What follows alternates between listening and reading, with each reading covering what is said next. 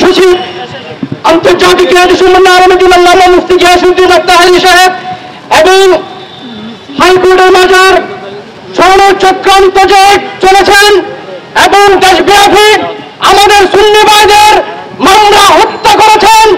আজ আমরা দ্বিধাভুক্ত করব অনতিবিলম্বে স্বরাষ্ট্র উপদেষ্টার কাছে জানতে চাই, যদি বাংলাদেশে 97% সুন্নি জনতা যদি থাকে, যদি কেন এই আপনারা দেখেন সুন্নিয়াতকে আপনারা দেখেন না?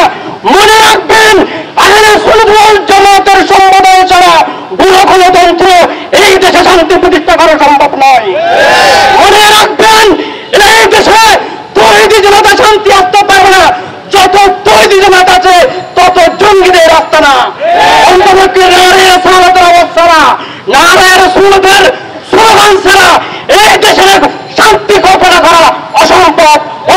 বিলম্বে এই দেশব্যাপী আমাদের সুন্নি ভাইদের এই যে মামলা দিয়েছে, মামলা প্রত্যাহার করার জন্য আহ্বান জানাচ্ছি।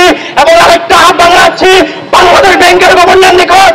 আপনি জানেন, এই একটা 20 টাকার নোট, এই 20 টাকার নোটে আগে ছিল একটা শেখ গম্বুজ মসজিদ।